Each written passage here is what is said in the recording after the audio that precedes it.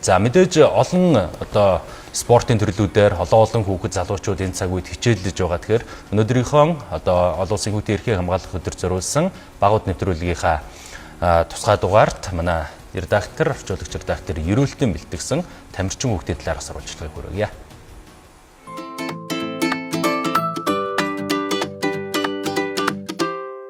За үзэгчдээ Монголын улсын олон нийтийн телевиз MNB спорт суугаас үзэгч та бүхэндээ хүүхдийн баярын өдөр зориулан бэлтгэн хүргэж байгаа спорт багууд нэвтрүүлэг үргэлжилж байна. За хүүхэд бүр инээмсэглэлээр дүүрэн байдаг энэ сайхан баярын өдөр. За бид бүхэн Монголын усын спортын ирээдүйн болсон бяцхан тамирчдаа нэвтрүүлэгтээ оролцууллаа.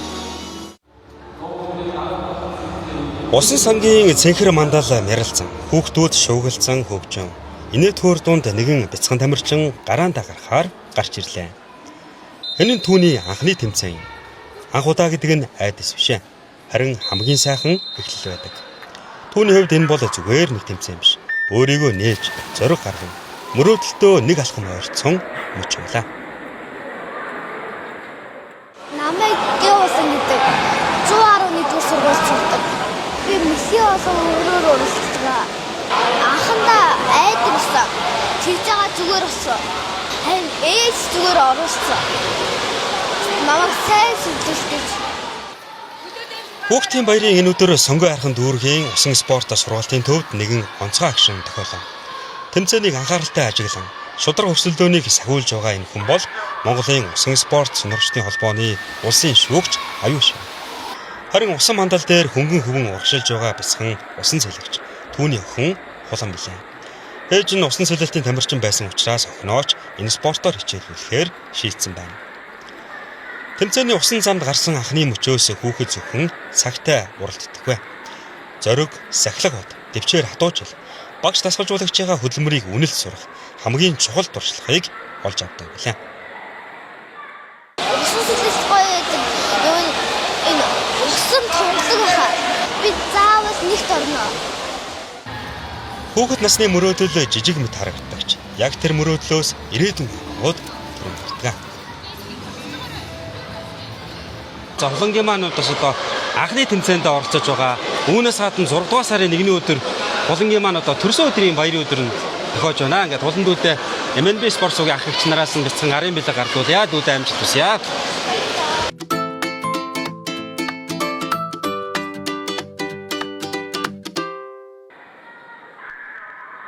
Хөдөө орон нутгаас ирсэн бяцхан тамирчид ур чадвараа гайхуулан уралдааны өнгийг тодорхойлж байна. Тэд усан мандал дээр өөрсдийн хүч чадлыг гайхуулж Монголын усан спортын ирээдүй гэрэлтэй байгааг илтгэсээр байна. Говьсөнбөр аймгийн Говийн усчид клубын өсвөрийн тамирчин Мөн Хүслэнг бид бүхэн онцлоо.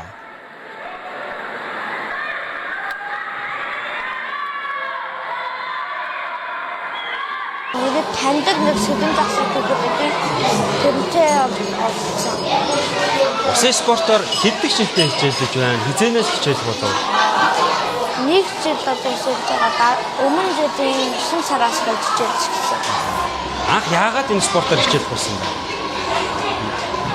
Австралид байхдаа ер нь нэг сонирхолтой байсан болохоор.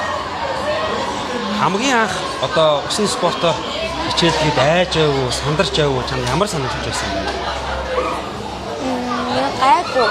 Тэ тохон айжсан. Анхны одоо оролцож байсан тэмцээнээ минь юу эргээд ярив. Анх ямар тэмцээнд оролцож вэ? Баярагийн нэрмжид. За Сэлэн загас клубын нэрмжид тэмцээнд ямар төрөл зайнуудад оролцсон бэ? Одоогоор нэвхий 50 өвөрцөн авсан. Энэ тэмцээнд оролцож байгаа бүх тамирчидтай амжилт хүсэж сайхан хавдаг гэсэн. Ангад хорон усчид клубын тамирчин Мөн Хүслэнгээс дараагийн тэмцээнд амжилт хүсье. Хүүхдийн баярын баяр. Баярлалаа.